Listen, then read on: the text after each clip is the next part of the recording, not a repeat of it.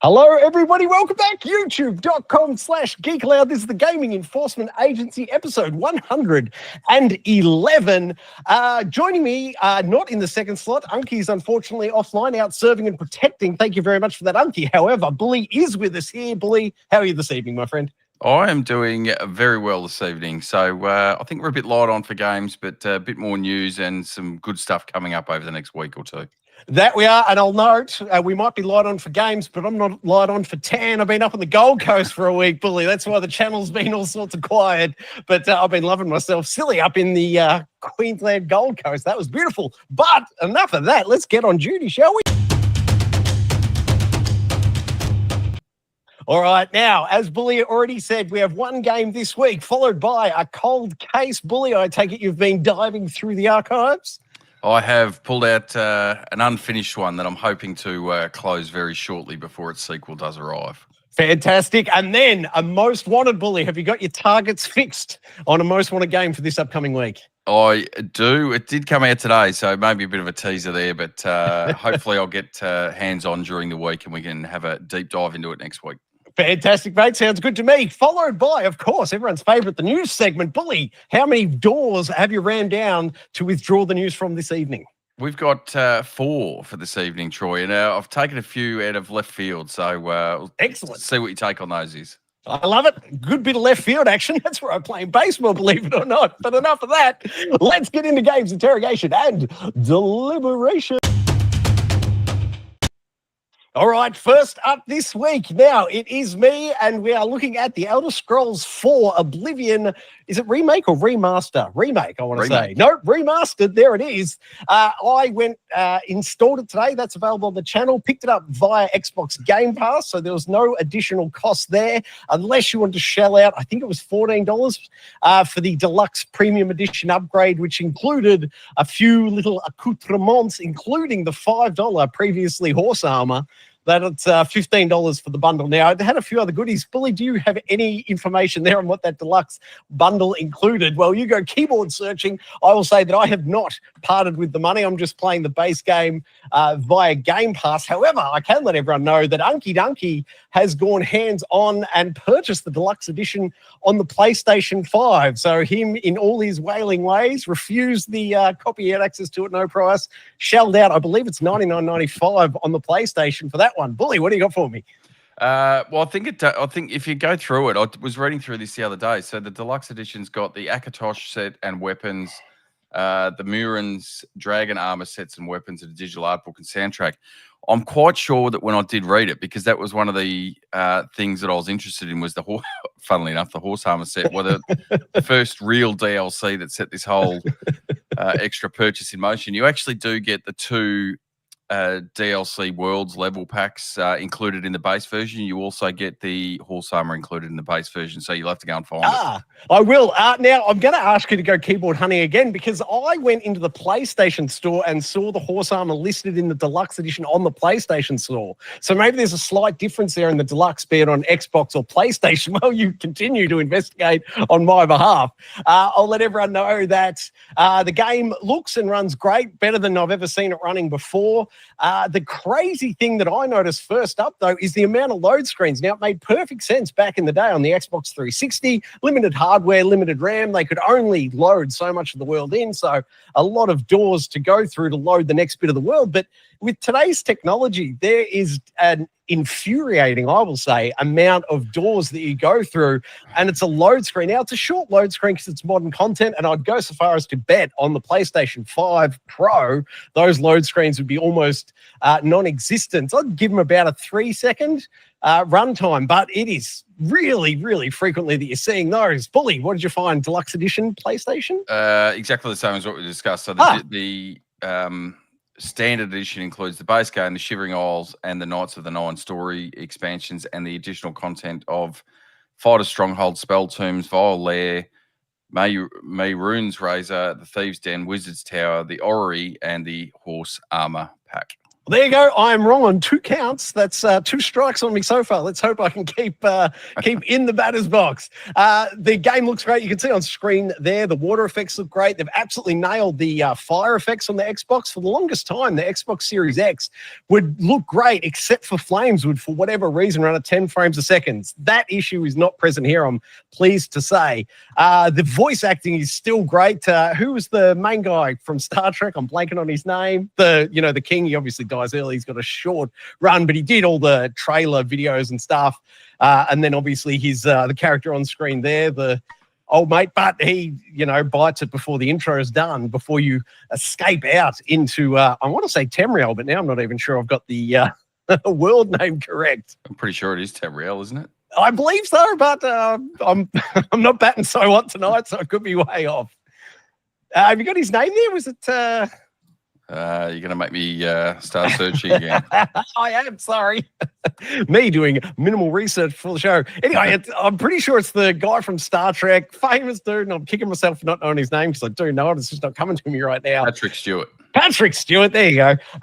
So he does a great performance, albeit short-lived, but then obviously you step off and the main quest line is starting by hunting down his illegitimate son to take the throne, and you're sort of tasked with getting him up to speed and to rule the empire. And look on screen there, Billy. I can't explain it, but the faces when you're talking to them are soft focus. Like the focus point from the camera is on the back wall, and that is throughout the game. Every single character you talk to is soft focus. But the really crazy thing is, if there's another character in the background standing, 2 or 3 meters behind the character you're talking to, their face is sharp as. So it's just like a focal point setting on the lens when you're talking to the characters. That seems like something that they could patch real quick and fix, but it's just insane to me that made it out into, what are we, version 1.03, I think I installed today. Any thoughts on these soft faces? The whole game looks soft back in the day, and I never noticed, but, running at 4K and 120 frames coming on the Xbox Series X, or thereabouts. I think it was 118, 119, but call it 120. So the game looks and runs great, but just that the camera focal length is wrong when you're just... And there's so many conversations in the game. It's really driving me nuts. Yeah, I don't know whether it's just a way they've done it to sort of, because it's obviously not a full remake. It's just the remaster of what they had. So basically trying to update or upgrade the original graphical package that they've got there. Maybe that was a choice that they made when putting the remake together to make it not look so harsh. Maybe I'm not sure, because maybe, or whether that was in the original version and it was just something you sort of never noticed just because of the way the graphics were, and it's just that it was too hard to go in and change it, or maybe no one sort of noticed it. I don't know, and just sort of went through and no worries. It jumps out and smacks in the face because you run through the world here and you see, the Emperor's a great example off the bat here. You run through the world and his face is crystal clear and sharp as, and then you go into a dialogue option tree with him and suddenly he's soft focus. I've spent the whole time looking for the focus ring. Come on, guys, let's hit focus. Could be my broadcast background really drawing my eye to that issue. But anyway, minor gripe. I hope they patch it in the short term. But the lighting effects are phenomenal. They absolutely nailed it. And as you'd expect, Bully, the emergence out of the sewers into the world looks fantastic. Oh, yes. That music cue hits and you're right back in it. You're right back at home. I've put an hour and a half into it so far. I've shut my first Oblivion gate, found, I think the son's name's Joffrey, but I could be wrong, pretty sure, because I was thinking it was bloody Games of Thronesy. Never noticed at the time, but having, consumed a lot of Game of Thrones in the interim and then coming back, I'm like, Joffrey? Do we really want to elevate him to the king? I'm not sure that's going to end too well for anyone. But the game runs well. It does show its age a little bit. The HUD, the UI, they've done a few tweaks, but they've left a lot of it back in the original sense. And to your earlier point, Bully, they probably didn't want to spend too much time, throw too many resources at it. But even if they had just pulled in a little bit, and a good example that you'll see on screen here is the health bar of the enemies. The way it comes up and then it just does like a half opacity and then zooms back. Like they could have just switched that out for the Oblivion remakes. Health bar, like that's just a beautiful scale and looks really subtle and nice, whereas this is kind of really steppy. I wasn't a big fan of that choice, but once again, I understand they were sort of trying to get to it quickly. But takes me totally back to the Xbox 360 launch. I'm happy to say I've put an hour and a half into it. No red ring of death appearing, so they've sidestepped that old issue. And I am in the hunt for going to get finally joining the Mage Guild bully, seeing if I can get through that previously bugged quest that's haunted me for what year did this come out? 2002? No, 2006, I think. 2006, yeah. Yeah, 2006. So it's been haunting me for what's that? 17 years or something at this point. I don't know. 2 decades almost. Yeah, it's been haunting me. So hopefully I'll quash that soon. My other question, because I don't remember this being a thing, but it's certainly present in this build. Could you always fast travel to towns before you'd visited them in this game? I can't recall, to be honest with you, but that seems an odd addition. It seems very odd because you just boot up the game, you walk out of the sewers, and then it's like, oh, go, 3Ks or 6Ks or whatever it is over there, and I'm just pull up the map, fast travel to the point right next to it, run 100 meters, and the quest progresses. I'm like, I don't remember this from the first game. No, well, that seems maybe it's just a hangover of something that you forgot about, because I still remember when it came out, and I think I spoke about it last week when I said that there was rumors that it was going to be revealed.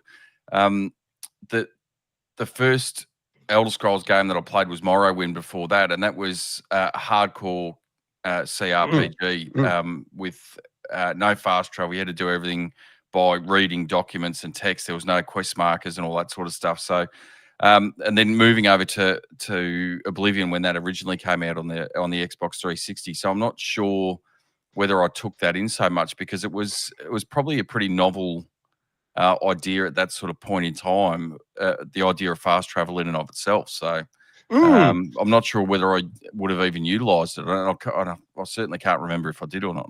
Yeah, it's just weird that you start the game and you pull up the map and every, waypoint almost is there, There's not... They've sort of removed the need to explore. A lot of it's already populated and the icons are there. You can see, oh, there's the town and there's the stables and there's east entrance, west entrance, what have you. And I'm just thinking now, I wonder, could it be part of that DLC? Like maybe once they introduced the DLC a few years later, they went, let's just give everyone the fast travel points, and being included in the base game, now you start with them already activated. I'm not sure.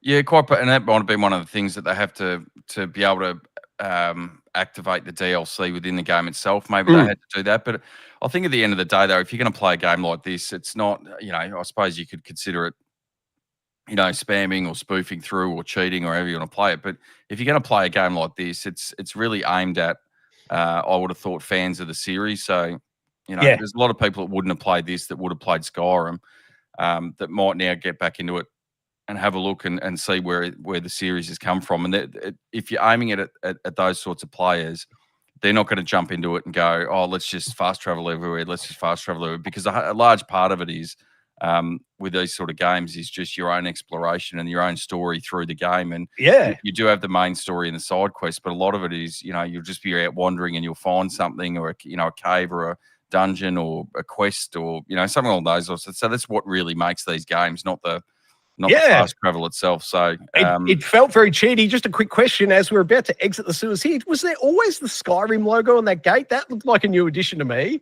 but that's off you go to the races. I'd have to say that's an addition. Yeah, but it was nice anyway. First Chivo escaped the sewers. Thank you very much. Well, it's interesting to say, because I was watching something yesterday and they were talking about the I suppose you could achievements in the same breath, but to get the platinum on the PlayStation version, so you can sort of brute force your way through it, and it'll take you 30 or 40 hours. But if you do it the way it's supposed to be played and sort of go through it at your own pace, it can be anywhere from 150 to 200 hours gameplay. So I suppose it depends how you want to play, I guess. Going back 20 years in my mind, I think I was about the 210-hour mark by the time I finished it. I spent a lot of time hunting for that ring, though. I've got no idea. I'd be in the hundreds and hundreds of hours as well. It was one of those things when it first came out on the 360. That was the first game I got, and the only game that I could afford for being just new to the workforce and trying to squirrel away money and all that sort of stuff. It was the only game I could afford for a long while. So I reckon for about 6 or 8 months, that was about it, and it was just, that was where your game time went. Yeah, absolutely. Yeah, I spent a lot of time in this one. From memory, I picked up this one and what was it, Call of Duty 2, I think was the other launch title for the 360. They were my 2 games for the first 6 months, I think. I'm not sure. I think at some point I got Perfect Dark, but I'm not sure whether that was in that release window or not. I'm just not really remembering things correctly.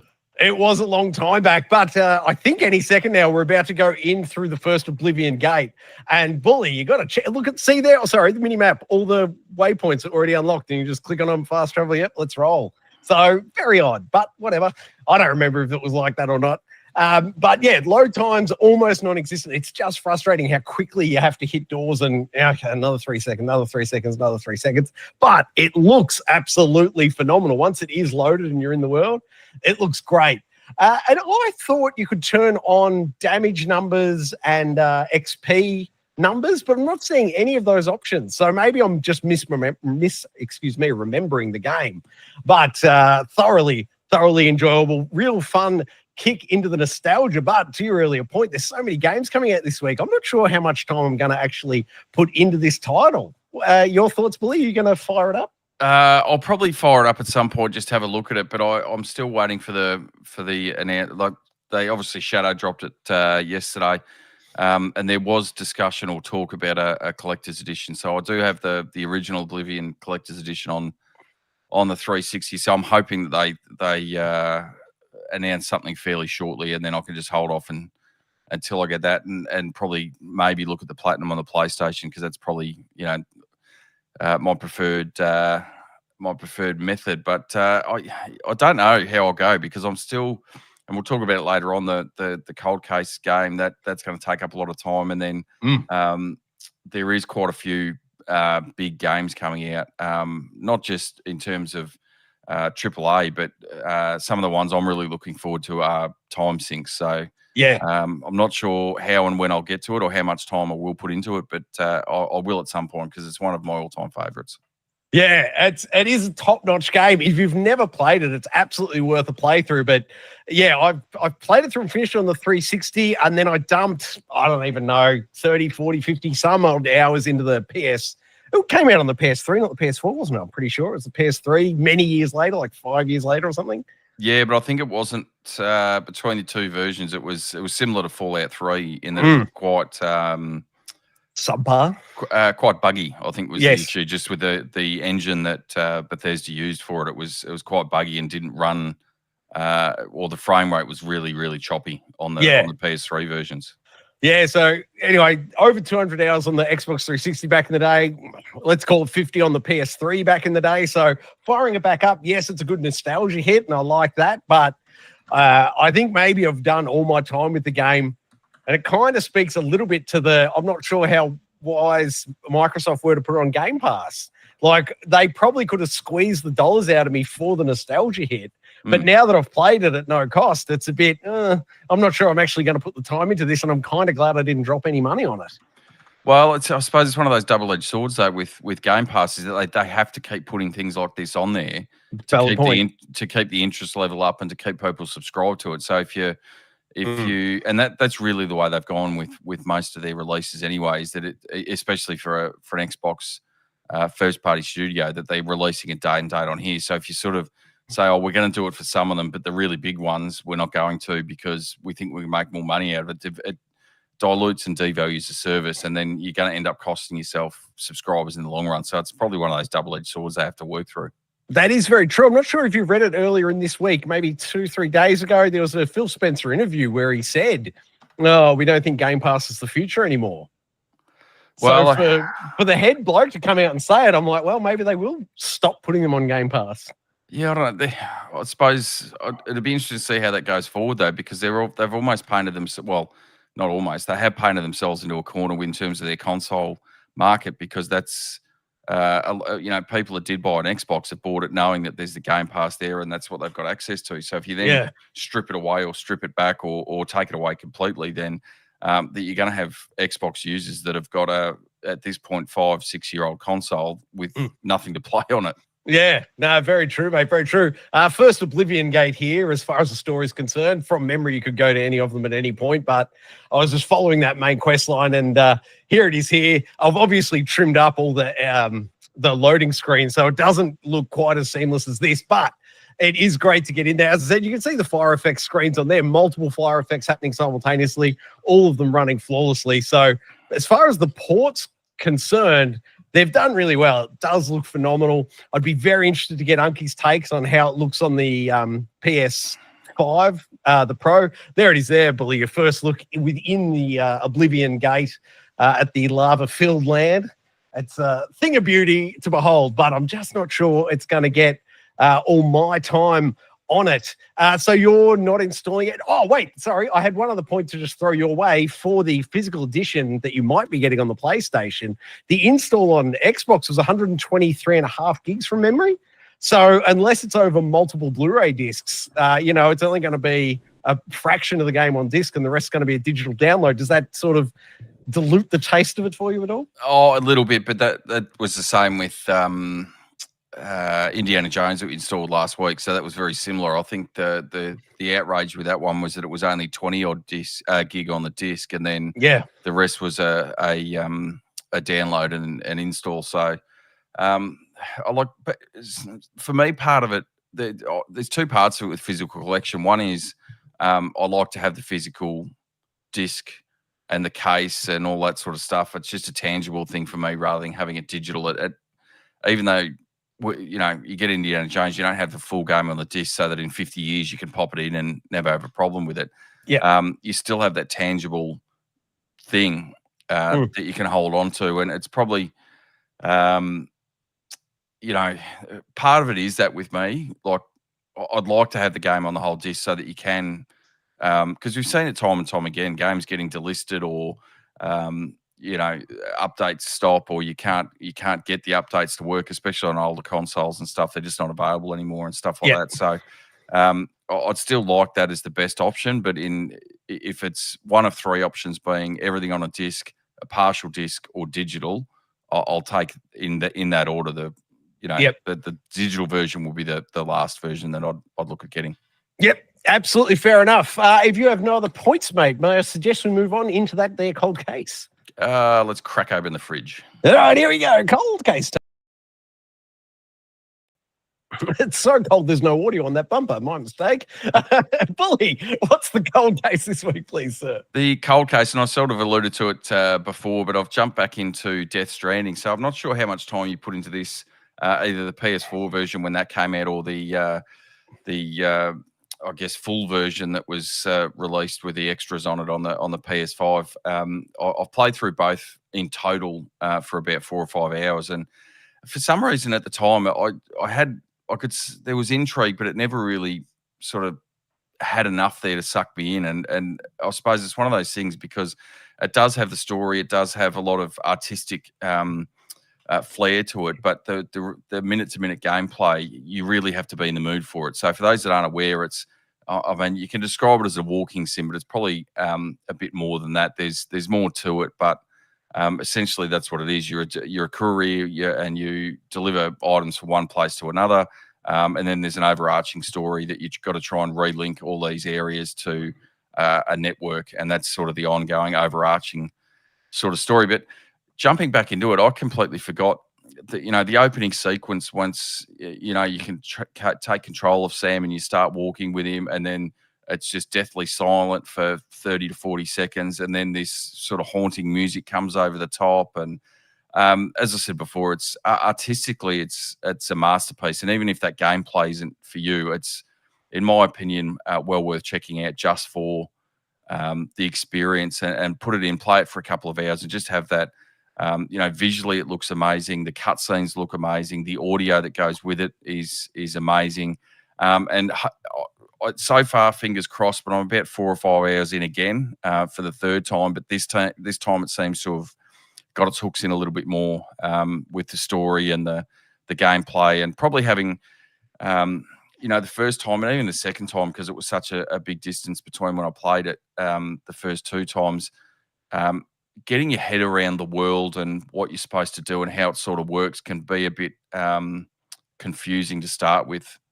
Take the story out of it, because that's mind-boggling in and of itself.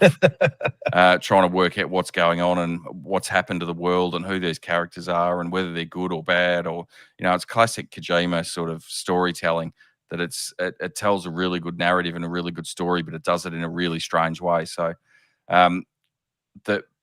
that always had me, but it's the gameplay now that sort of got me in a bit, that I sort of know a bit more of what to expect, and and how it sort of works. So you're not sort of fumbling through the first couple of hours. You can sort of go, okay, now I know pretty much what I need to do and where I need to go, and how it all works. I don't have to muck around with trying to come to grips with it in that first instance. And that's probably where it's hooked me in a little bit more this time. So I don't know if you played it lately or whether you played it on its initial release, Troy, and what your sort of thoughts on it all were.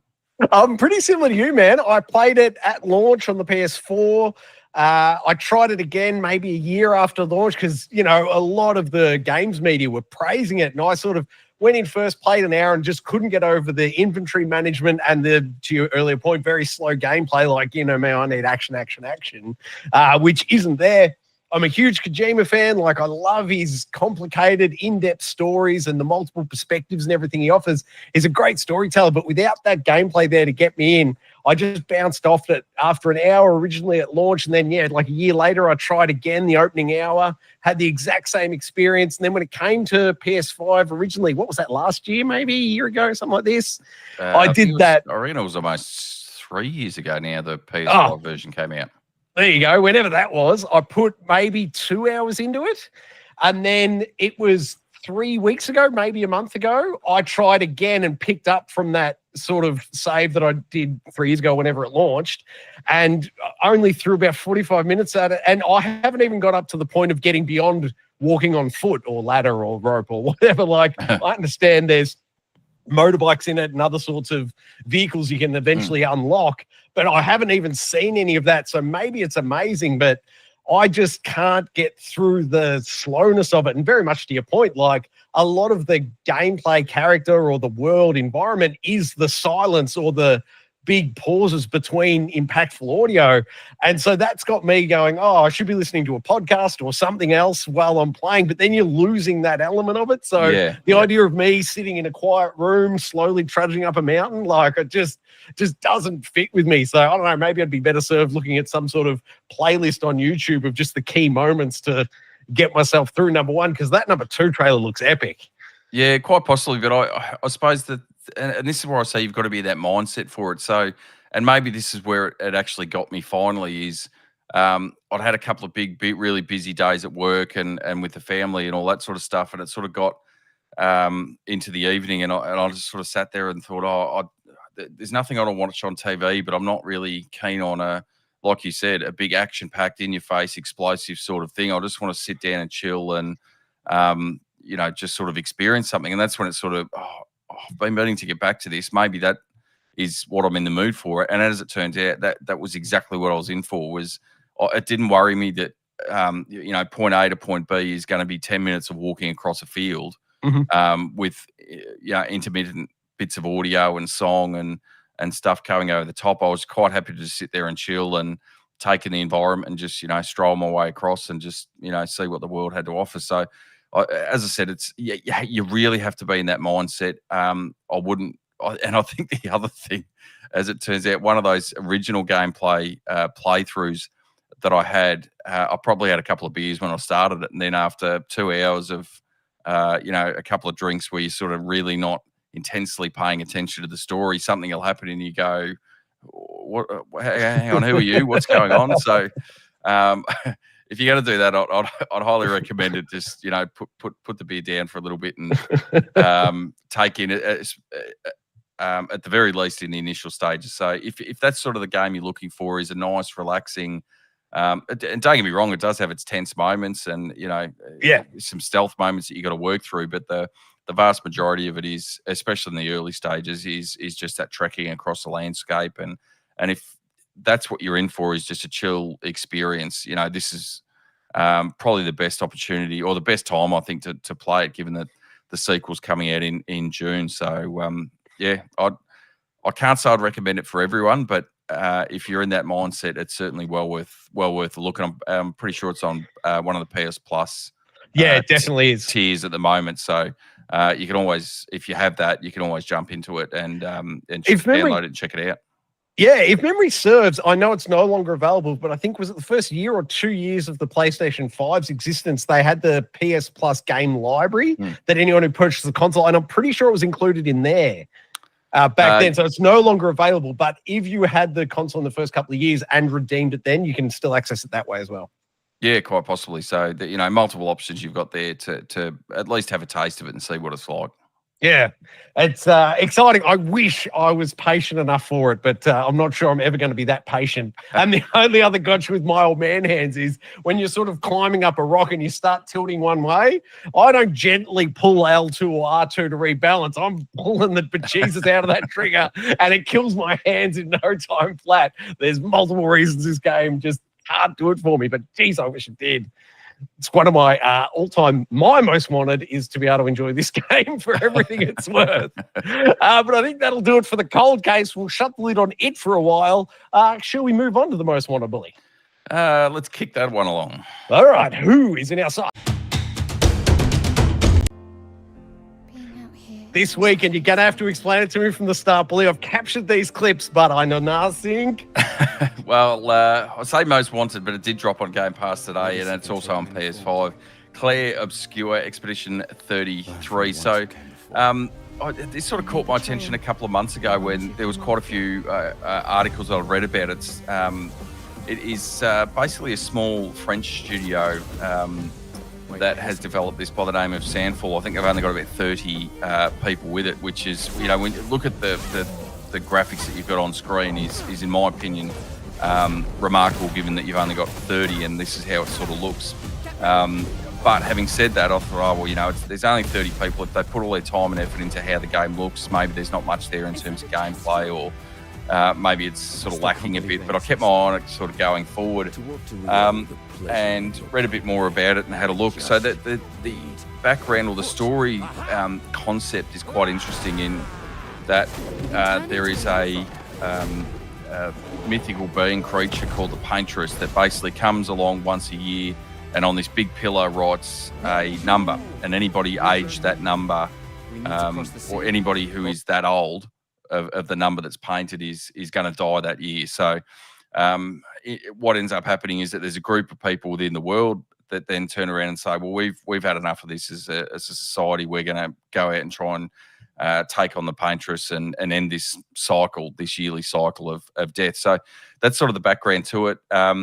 It is heavily inspired by some of the old school turn-based RPGs, like Final Fantasy, that heavily relies on a lot of the influences from that.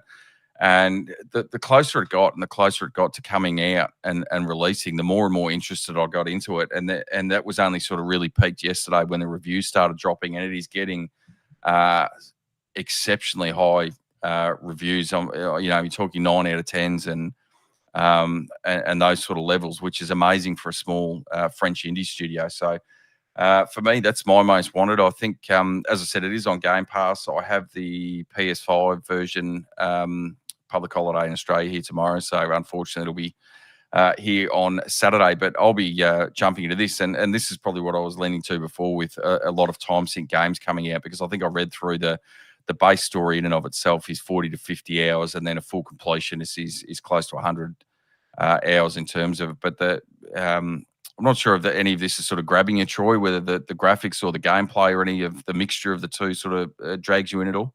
The story does sound quite compelling to me. My first question, just look at the UI than anything, but it looks very Persona-esque. Is that sort of your vibe on the UI itself? Yeah, well, that's one of the other things that they've come out and said is that as much as it is Final Fantasy, we've also drawn from the Persona series, especially some of the later versions, as you said, with that really stylized UI that comes up on the screen in the turn-based battles and that sort of stuff.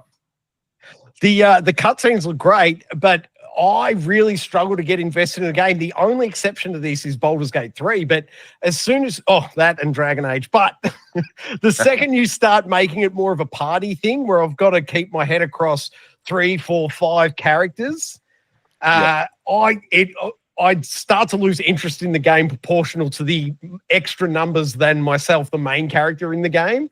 So, something like a BioShock Infinite, like with blanking on her name, but the woman you're running around with, Elizabeth? Elizabeth, yeah. Yeah. So that was fine. Just one other character, I was fine. But then you start getting into, was it Final Fantasy 16? I want to say it was only really 2 characters. Yeah, for them. Yeah. Yeah. So I didn't lose my attention there. But you go back to like a Final Fantasy VII, where you've got typically 4 characters, I want to say. Yep. I really my mind wanders. They start having conversations between themselves, and I'm just off with the fairies. So my hesitation is that it appears to be that it's going to be a party of 4 most of the time, I'm assuming, running through the game. So I'm just a little bit unsure as to whether I'm going to be able to have the focus to stick with it. Yeah, I sort of have that sometimes, but it depends for me how differentiated the characters are, whether there's enough to, if you've got 2 main characters or 2 playable characters that look fairly similar and act fairly similar. I'm the same. You can sort of lose, why am I playing? So I've got 2 very similar characters, and I'm now not really invested in any of the 2 because they're so similar or whatever it is. But if they can delineate between the main characters in the party, and it doesn't become overboard. Like there's, I think Suikoden which funnily enough got a re-release earlier in the year. I think that you can have over 100 playable characters in it, not in the party at the one time, but you've got to manage and switch them in and switch them out. That for me was always over the top. But having half a dozen, or even going back to Final Fantasy X.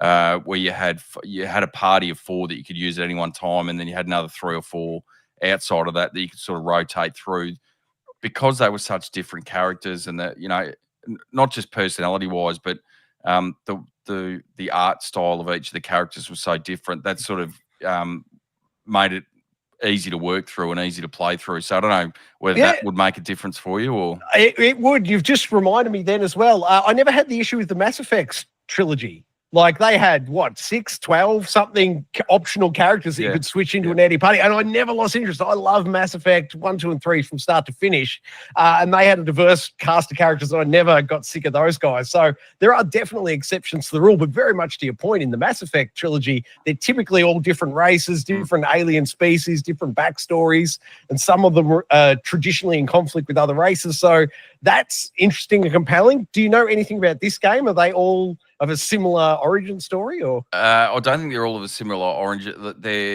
From my understanding, they're all a humanoid type character. But from what I've seen, is that there is, at least in the art style, and I haven't deep dived into, the character background and all that sort of stuff. I wanted to leave that for actually playing it. But the actual art style of each of the characters is quite different in the way they're sort of presented. So maybe that will be enough to pull you in or intrigue you. But as I said, it's on Game Pass. It dropped today, so you can always jump in and have a look, give it an hour or so, and if it doesn't float your boat, we'll jump back into Oblivion. Yeah, no, I'm not sure we're doing that. We've got a news story coming up that's really going to get me. But very much to your point, I will be installing this on Game Pass. The install will be up on the channel, not tomorrow, because the news story coming up is going to be tomorrow's install, but maybe the day after you'll get the install for this one. Shall we move on to the news story, Bully? Let's start kicking in some doors. All right, get your RAM out. Here we go. News story 1 this evening, Bully. Now, I haven't played it in a few years, but long-time viewers will know this game has sucked hundreds of my gaming hours. Could be some of the reason for the old man hands. Bully, tell me things. Well, it was funny because I didn't realise until today that Unky wasn't going to be joining us, but I thought this was the perfect marriage for both of your interests. I know you being a massive Rocket League fan and Unky being a massive Turtles fan. So they have dropped that. They are doing a collaboration, which obviously has the, as you can see on screen there, the Pizza Party Wagon that is dropping, that you can use from April 22nd. So it came out a couple of days ago. The crossover event itself runs until the 1st of May on both PC and consoles, and does have some challenge rewards as well that you can get some other TMNT style accoutrement for your vehicles as well. Nice. This is enough. I will reinstall it, and I might even throw a few rounds into it this evening after the show. My one fantasy, Dream Boy request would be, Bully, can you tell me, have they included a goal explosion that's Krang in his bloody big mech suit? Because that'd be epic if he kicked a goal and then Krang in the mech suit came walking out in some sort of ghostly apparition. I'm not sure. Not from what I haven't had a deep dive into what each one of the unlocks that you can get are. So maybe if you play through it and see what the battle pass style thing that they've got there is, you can give us an update next week before it finishes. Sounds good to me. What are we talking here? A $15 jump in for the custom battle pass, I'm assuming? I haven't seen a price on it, to be honest with you. So fair enough. Yeah, I'll keep having a look at that, but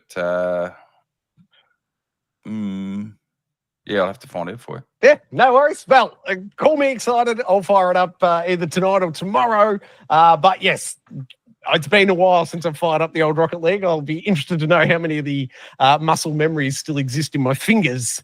Shall we move on to news story 2, sir? Certainly can. All right, here we go. News story 2. It's Sega's Outrun, a game that I'll be honest, I've never played. Billy, I take it you've got it in your museum back there, have you? I think I'll do somewhere on the Mega Drive, but it was an old classic arcade game. I can't believe you didn't play it back in the day. Oh, excuse me. I've played it in the arcade. I've never played it at home console, is what I was trying to say. Oh yeah, they've had there's I think it stretches back to, I know the SNES had a version, not the SNES, the Mega Drive or Genesis, depending on where you're from, had the version, and then there was various iterations on different consoles. The last one I think it came out on was the original Xbox had a couple of versions from memory. So almost a dead and buried IP, I suppose, but something we've seen of late is digging up those old IP that they're going to release as TV shows or movies, and Sega have decided that for some reason Outruns would make the perfect theatre release. So I guess it's off the back of the, what was it? Not Project Gotham. God, I'm blanking on it. PlayStation's movie game. What was that last year? Gran Turismo. Gran Turismo. Thank you. I was nowhere near it. But the Gran Turismo movie was actually an enjoyable ride, and I think financially did quite well. So I wonder if that was maybe the impetus. Yeah, I think it did quite well as well, but I don't know. Yeah, they're two very different style games. So one's obviously very, Gran Turismo is obviously very realistic racing sim style game, where this is just, as we said before, just a bit of arcade fun. So I'm not sure how you pad a story out for an hour and a half or so. But what about? I'm blanking on now. Twisted Metal. Could Twisted Metal? Maybe that was more an arcade racer. I wonder if that was maybe the fuel in the belly. Maybe, but even that sort of has a bit more meat on the bone. Story to it, I suppose. Yeah. You've got all these different characters that you can sort of flesh out that are drivers of the cars. This is just a car going fast and trying to beat the clock. I don't know. Fair enough. I'm not sure. Be interesting to see what they come up with. It will be. I don't suppose they've indicated any sort of release date at this stage? No, just that it's gone into pre-production of some sort of description where that sort of means, whether they've got a script ready or they're just putting together a team to look at it. Not sure, but be interesting to see. Yep, very good. I love it. All right, news story 3. This one's got me all kinds of excited for midnight. So dropping, when is it dropping? This, I think it's midnight. Is it tonight? I thought it was next week. Sorry. But, it's if you deluxe pre-order business, you get a couple of days early, and I believe it's midnight tonight. It could be some weird time tomorrow, but it's definitely tomorrow, but I believe it's midnight tonight. Yes. I didn't look at the early release, but another one of the Xbox games that has come over to PlayStation, as we discussed last week with Indiana Jones, which the PS5 Pro is the best way to play that game. Very similar in respects to the Forza Horizon 5. Now, was this the latest one that came out a couple of years ago that was set in Mexico? Is that the same one? Yes, this is the most recent Forza Horizon. Yes. Yeah, and that's on the PS5 Pro. So the base PS5, it's basically the same graphical settings and frame rate settings that you've got on the Series X, but on the PS5 Pro, enhanced visual settings, ray tracing, reflections, and from what I've read, it is 100% the best way to play it, over and above the on console at least, over and above the Xbox. Obviously, if you've got a very high-end PC, that's probably the best way to play it. But console-wise, the PS5 again is going to be the best way to play the Xbox game. Absolutely. I'm looking forward to going fingers on with the dual sense, and I'm assuming and hoping they've used the adaptive triggers for the accelerator because I absolutely love that feature in Gran Turismo. I'm hoping for the same experience in Forza Horizon 5. I've pre-ordered the deluxe edition, then this is what I'll be installing on the channel tomorrow. And I've learned from Indiana Jones, if there's the option to link my account, I don't want to go through and just unlock the platinum. Oh, not that I think but I don't know. I think I've got 800 of the base 1,000 gamer score on the Xbox Series X. I've put, I'm guessing, 80 odd hours into Forza Horizon. I'm a big fan of the whole franchise, both Forza Horizon series, the more arcade racer, and Forza Main, which is more your Gran Turismo simulator racer. I love them both dearly. If I could have picked anything to change, I would have actually done Forza Horizon 4 just because it's set in Australia. And I was a big fan of driving from essentially Melbourne to the Gold Coast in 20 minutes. So I thought that was quite the lovely jump. But no, I'm so excited for this one tomorrow, and I can't wait to go hands-on and see it running on the PS5 Pro. The other thing that'll be great is the fast travel. Not that it was particularly long on the Xbox, but I'm expecting now when you do the fast travel, it'll be damn near instant, which is very exciting.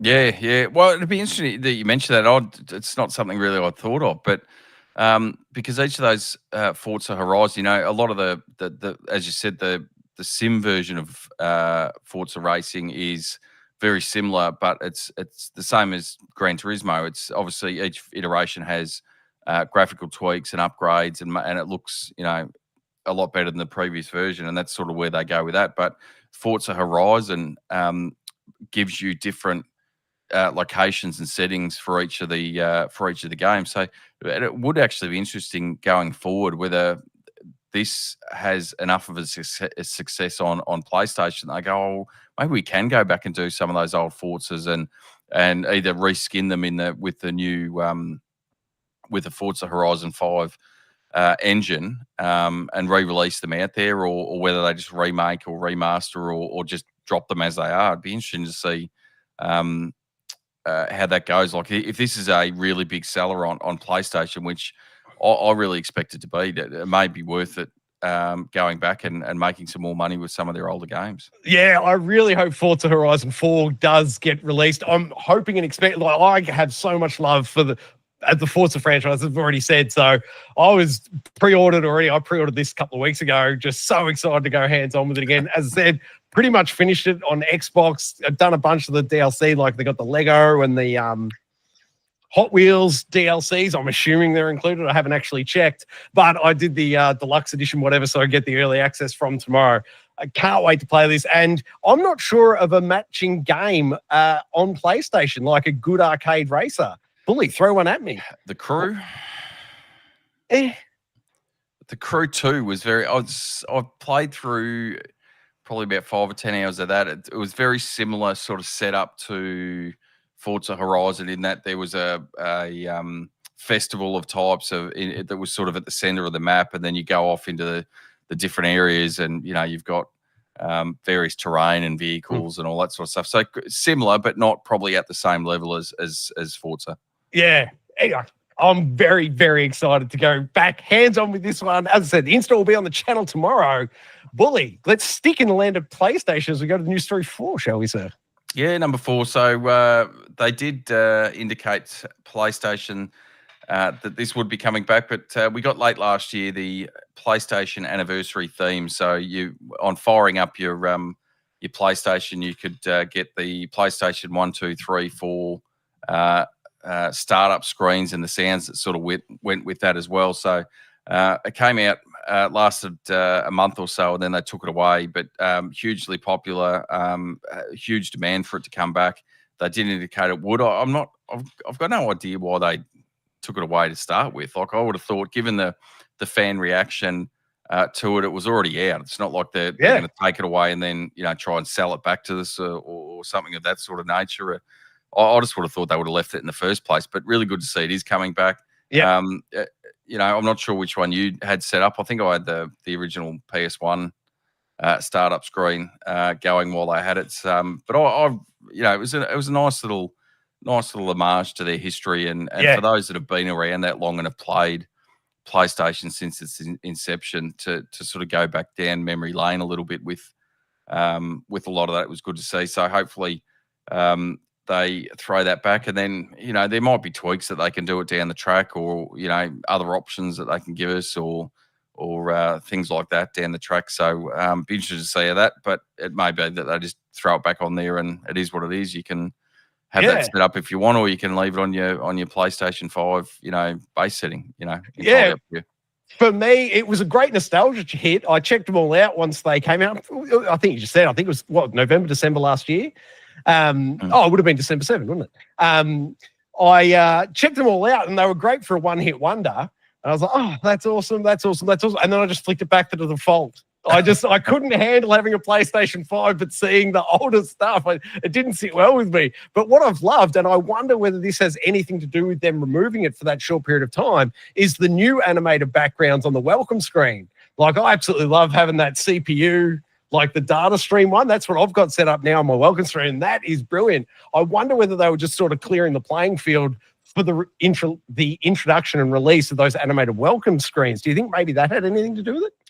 Quite possibly. And I don't know whether they're then going to incorporate that, because it's, I don't really mind that each game itself has its own sort of splash screen in the background. I don't mind that, but there's a lot of requests, even still, that they bring back the themes like we had on the PS4, where you had your theme and that was the background with, whether it was animated or a still background. With music attached to it, whatever it is. So, and again, it's one of those strange ones, because I can't imagine that it would be overly difficult to implement, and it's more or less free money. I can't imagine that it'd take them much to put them together, and then you sell them for a couple of bucks a pop, and people will buy them or they don't buy them. It is what it is. But I actually don't mind that. Like I said before, I don't mind that the game, each game having its individual one, and then if you want to flick over to the welcome screen and you've got 10, 15, 20 to choose from, and maybe that's where they look at it going forward. Like you said, is that they give us some more of those, or alternatively is that they incorporate the startup screen into what you've got on the welcome screen. So, like you said, if they've got the CPU in the background, well, do you have like an animated CPU sort of firing up with the sound effects when you turn your PS5 on?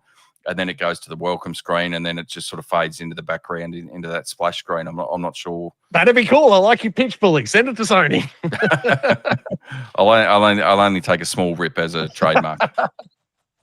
Beautiful work. But I'm all for player choice. Like, absolutely, let people customize the bejesus out of their home screen, dashboards, what have you. But me, I just like leaving it default and clean, so to speak. I'm not spending too much time in those menus. So I'm pretty happy with it as it is. But I fully support users being able to get any decorations they want, especially, make the console their own. How are they going with the faceplates? Have they got many cool faceplates yet? Or? Well, they in Sony's infinite wisdom, and I'm not sure, maybe it was to retain interest in the Slim console, but at the same time that they were dropping the PS5 Pro, they were releasing those chrome faceplates for the PS Slim that don't fit the Pro. So you can't buy them and then switch them over when you got the new console. And I haven't seen any official PS5 Pro plates. So again, except for the 30th anniversary ones that you can't get. Yeah, well, but they were specific to the console. Again, that's money on the table. I would have thought just release them as a if you want to preserve the integrity of the 12,000 units of that special edit, make the plates slightly different, but release them for sale, and then people can jazz up the console however they want. I think it's just a lost marketing piece. I can't imagine that they would cost anywhere near what they're selling them for. Oh, gosh, no. But it gives people the options for what they want. They, even the variations in controller aren't as widespread as they were on the PS4. So maybe Sony know better than we do, but and maybe they didn't sell that well. But I just would have thought at least put them out in small numbers. I can't imagine dipping the controllers in a different shade of paint is really going to cost them a hell of a lot. Put out the options, give people the choice, and I'm certainly especially with the special edition controllers, like I've gone out and got the Last of Us one that came out a couple of weeks ago.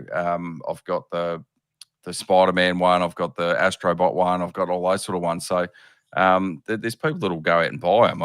Again, I just think it's money lost on the table, but Yeah. left on the table. But I really wish PlayStation take a leaf out of Xbox's book and do that. What is it, like the Xbox Design Lab or something they call it, where you can go to the website and pick every color for every component on the controller and then ship it to you. That thing is brilliant. I wish PlayStation would do that.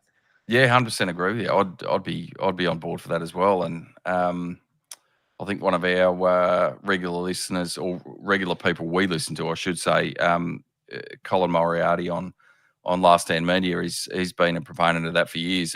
The only holdback he has with that is that he doesn't want them to do it because he'll end up dropping money left, right, and centre just every week coming up with a new design or whatever it is. So I can sort of see that, but I agree with you. You should be able to design the elements of it and then decide whether you want a base model or whether you want the Pro controller or the Elite controller, whatever it is. Yeah. Yep. And design and change that how you want. Again, I just think it's money on the table, but whatever. Yep, sign me up. That is it for the news stories this week. Bully, has there been any action in their YouTube chat? My follow-up question is, did I load the bloody stream correctly and enable the chat this week? Yes. The chat is working. Sean Games has been in there as a frequent flyer, and we were just sort of going back and forth with The Last of Us Season 2 TV show. So he was just inquiring about that, whether we were looking at doing some coverage of that. I'm not sure if you've seen any of it, Troy. I certainly haven't. They changed the streaming service it was on in Australia between Series 1 and 2. Where is it now? HBO Max, I think. Oh, God, I don't have a subscription for that. That being said, I haven't redeemed. I assume they have like a 7-day preview or something. I haven't. Well, that's what I just said. Maybe I'll wait till the season's complete and then sign up for a trial. But yes, I've got enough streaming services at home. I don't need another one just for the sake of watching one TV show. And then, probably never watching it again. So, or probably not using the streaming service again. Which my opinion is it's just expanding so much. Obviously you started with Netflix and it's just growing from there, that you have so many with, each one of these streaming services might have a half a dozen sort of highlight shows that sort of drag you in, but the rest of it is so diluted across the services now that it doesn't really, it doesn't really encourage you to sign up for any longer than just watching that one show and using the trial version and getting out. So yep, that, and I got kicked in the teeth again by Amazon when I was on holidays. The only service I had access to was my Amazon Prime Video account, and I can't believe there's ads on it. I'm paying for the service and they're sticking me with ads. That's just infuriating to me. But hey, Sean Games, thanks for tuning in, mate. I appreciate it. I am dead keen to see The Last of Us Season 2. I assume that's what they're calling it, not Part 2, Season 1 of. Well, I've announced that they're doing a Season 3, but they haven't.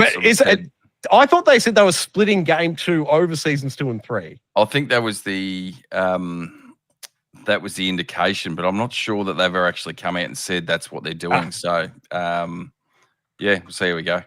Yeah, I am keen to see it. And to your earlier point, Billy, I'll probably just holster it until I'm assuming it's 8 episodes again. I believe it was 8 episodes Season 1. I assume it's 8 episodes. I'd assume it'd be something similar to that. As I said, I've not really looked because I'm not going to watch it on release, and whether you can buy it down the track as a collection rather than, I'd rather pay $20-$30 and just buy the series than signing up to another thing. So hopefully that happens down the track and I can just buy it and watch it then. Yeah, well, I'm sure it'll come out to Blu-ray at some point, but you'll be able to grow your physical media collection ever so slightly more. Keen to watch it, and we will absolutely do a recap of it once we've all seen it, but not quite sure when that'll happen now. But I love it. Is there anything else happening in their YouTube chat, Billy? Oh, no, funnily enough, though, Tigaro just joined us. Hey, Tigaro. Didn't realise how far we got into the show. Says, hi, guys, bye, guys, and off he goes. Perfect work. Thank you, everybody, for checking out another episode. Install tomorrow will be Forza Horizon 5. The next day will be Obscura 33. What was that one called? Clara Obscura. Obscura 33 will be Saturday, I suppose. But that'll do it for tonight. Bully, fantastic work. Third slotting it. Thank you so much, sir. Yeah, it's a pleasure as always. Excellent installs on the channel, and we'll be back next Thursday right here, youtube.com/geekaloud. Bully, what could you do with the channel? Like it, subscribe it. You never miss it. Oh, that was luck. Hey, that's something.